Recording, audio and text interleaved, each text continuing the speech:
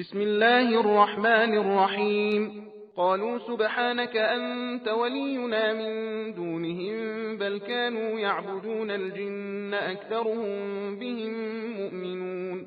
فاليوم لا يملك بعضكم لبعض نفعا ولا ضرا ونقول للذين ظلموا ذوقوا عذاب النار التي كنتم بها تكذبون.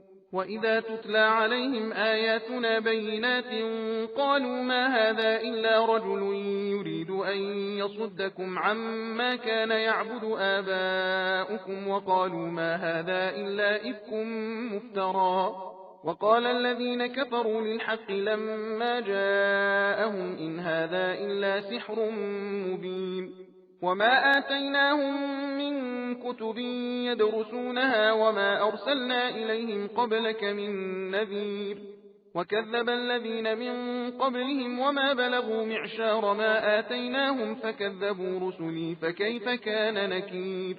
قل إنما أعظكم بواحدة أن تقوموا لله مثنى وفرادا ثم تتفكروا ما بصاحبكم من جنة إن هو إلا نذير لكم بين يدي عذاب شديد. قل ما سألتكم من أجر فهو لكم إن أجري إلا على الله وهو على كل شيء شهيد. قل إن ربي يقذف بالحق علام الغيوب. قل جاء الحق وما يبدئ الباطل وما يعيد.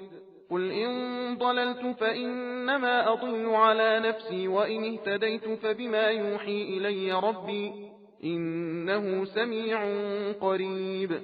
ولو ترى إذ فزعوا فلا فوت وأخذوا من مكان قريب وقالوا آمنا به وأنى لهم التناوش من مكان بعيد وقد كفروا به من قبل ويقذفون بالغيب من مكان بعيد. وحيل بينهم وبين ما يشتهون كما فعل بأشياعهم من قبل إنهم كانوا في شك مريب. सबील कुरान हिदायत का रास्ता।